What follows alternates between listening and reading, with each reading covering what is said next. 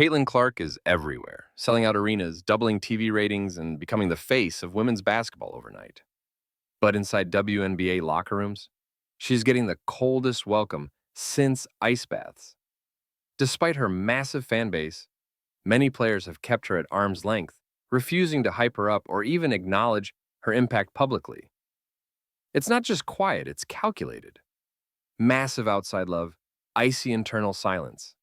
Her rise feels like a revolution, but revolutions rarely come without resistance. Takeaway? When you shake a legacy, the backlash comes loud and silent. Fans voted Caitlin Clark as the top overall pick in the 2024 WNBA All-Star fan vote. That's right, with over 700,000 votes. But when it came to the player vote, she fell out of the starting five. The numbers revealed a harsh divide, overwhelming public love versus a cold internal veto. One vote system, two different worlds. In the WNBA's voting formula, fans, 50%, players and 25%, media, 25%, Clark's historic fan support wasn't enough to overcome the player block. Takeaway? Influence can break through headlines, but respect takes more than hype. When asked about missing the All-Star starting spot, Caitlin Clark smiled and praised the other players. "I'm just grateful to be here," she said. Polished, poised, predictable. But listen closely. There was one line that slipped. "I know how this works." It wasn't frustration, it was foresight. Politeness masked precision. Clark knows the unspoken politics of sports. Being great isn't always enough, especially when you're new, young, and reshaping the league's power dynamics overnight. Takeaway? When you're a disruptor, humility isn't just grace, it's armor. Several All-Star starters have had decent seasons, nothing earth-shattering, but they made it in. Why? Because players voted for people they know, respect, or have played alongside for years. It was less merit, more memory. Familiarity beat fireworks. Legacy trumped breakout. Veteran loyalty played a massive role. And it raises the question, are these all-star selections or all-star alliances? Takeaway?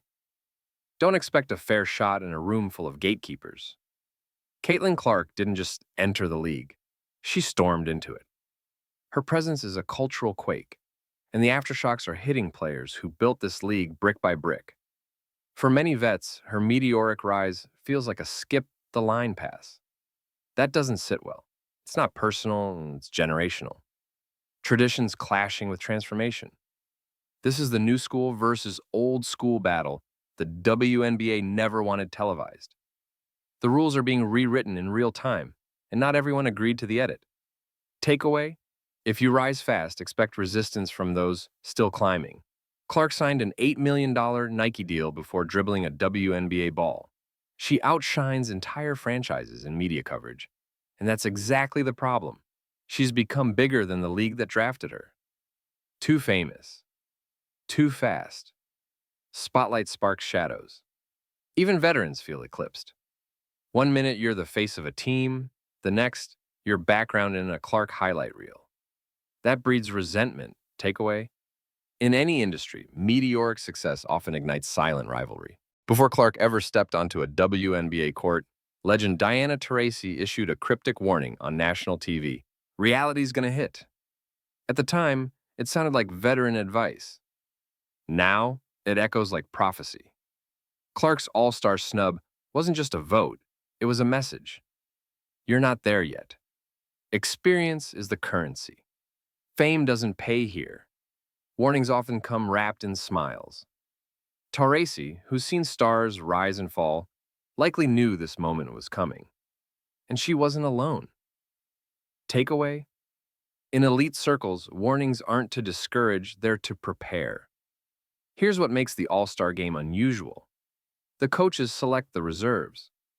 And coaches don't care about Instagram likes or jersey sales. They care about wins. Many believe Clark will make the team, just not as a starter. And that changes everything. She wasn't rejected, she was redirected. Strategy beats sentiment. Coaches often see the long game. They know rookies develop in stages. And placing her as a reserve may be their way of keeping pressure off, or earning her buy-in the hard way. Takeaway? Leadership sometimes withholds spotlight to build longevity. If you're seeing the game behind the game, don't stop here. Hit subscribe and join the insiders who break stories before they break wide. Let's go deeper. The moment Clark was left off the All-Star starting roster, media outlets pounced. ESPN segments, Bleacher Report, think pieces, talk radio meltdowns. The WNBA's move didn't just stir debate, it triggered a storm. What was meant to be business as usual became national news. The backlash is bigger than basketball. Critics say the league just snubbed its biggest asset. Fans feel betrayed, and execs are now scrambling to reframe the narrative. Takeaway? When a system rejects a star, it risks losing the spotlight too. Publicly, teammates say all the right things. She's talented. A great addition. We're building chemistry. But off mic, a few cracks are showing. One anonymous player said, "She's got a lot to learn." Another, "She's not the leader people think." Respect isn't automatic, especially not in locker rooms built on sweat, sacrifice, and scars. Support in public, skepticism in private. This isn't about hating Clark. It's about vetting her. Takeaway? Behind every smile in pro sports is a silence you haven't earned yet. It's the elephant in the arena. Caitlin Clark is white from Iowa, and she's being promoted harder than many black athletes with similar or greater accomplishments. That matters. And people are noticing. The spotlight isn't just bright, it's uneven. Race and region amplify everything. The debate isn't simple, it's layered with history, bias, and media algorithms. But to ignore it would be to miss a core reason why Clark's rise sparks so much friction. Takeaway? When elevation feels exclusive, the backlash isn't about one person, it's about the system. They shared March Madness headlines, brought in millions of viewers, and reignited interest in women's basketball. But now, Clark and Angel Reese are on rival WNBA teams, and both made the All-Star game. Reese is in as a reserve. Clark isn't yet. Some fans are painting Reese as the insider, Clark as the outsider. Others say the league is pitting two rising stars against each other for ratings. Takeaway? Rivalries create heat, but the fire spreads fast when respect is divided. The real war? It's happening online. Subtweets like, "The real ones know," or "Keep that same energy" flooded X, formerly Twitter, after the All-Star snub. No names dropped, but everyone knew who they meant. Clark's name wasn't on the tweets, but she was in every reply. The silence was louder than shade. Fans fired back, debates turned ugly, comment sections became battlegrounds. Even players started unfollowing each other. Takeaway? In modern sports, the locker room's no longer sacred. Every opinion's a post away from viral. Caitlin Clark is a walking brand deal. Nike, State Farm, Gatorade. In just months, she's generated millions for the league. But that kind of power makes people nervous. Why? Because when one player becomes bigger than the brand feels threatened. Too much spotlight can cast too many shadows. Profit and paranoia grow together. Some WNBA vets have played for years without this kind of hype or paycheck. They built the house. Now Clark's name is on the deed. Takeaway? When one person becomes the product, the industry starts rewriting the rules. Lisa Bluter, who coached Clark at Iowa, didn't name names, but her statement hit hard. She called the snub disappointing and said, "Character should count." That wasn't just support, it was a veiled shot. It felt less like a comment, more like a warning flare. Loyalty speaks when others won't. Bluter knows Clark better than anyone, and if she's hinting at pettiness behind the vote, it adds weight. Takeaway? When mentors speak out, it means the message wasn't getting through. Clark's fan base didn't take the snub quietly. Thousands voiced outrage online. Hashtags like #StartClark trended for days. Some fans even threatened to boycott the game. And at recent away games, loud boos echoed when Clark didn't appear in lineups. It's no longer just support, it's a movement.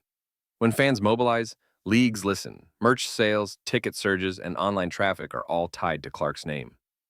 If the league ignores her, it risks alienating its fastest-growing audience. Takeaway? In modern sports, fans don't follow, they fuel. Clark may not start, but now? She's the only story. Sports media is centered on her. Analysts are dissecting her every stat.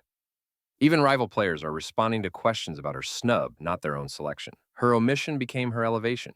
When doors close, headlines open. Instead of fading, she's dominating conversation. The pressure's off, the tension's on.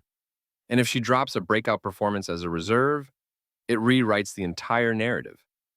Takeaway? Sometimes being underestimated is the best advantage you can have. This All-Star vote wasn't just a lineup decision, it was a watershed moment. Caitlin Clark's snub exposed fractures in the league's culture, loyalties, and future direction. The game she's entering is evolving and fast. No longer a simple showcase, the All-Star game has become a battleground for power, respect, and identity. Clark's story forced everyone to choose sides. The game changed before it even started. And as Clark steps onto that court, she's not just playing basketball. She's making a statement. Takeaway? When you disrupt tradition, you don't just play the game, you reshape it. Caitlin Clark didn't need a starting spot to prove her power. This wasn't just a snub, it was a spotlight. The WNBA's future is in flux, and Clark is at its center. Whether you love her or resent her, one thing's clear, the league will never be the same. Stay tuned, because the story's just getting started.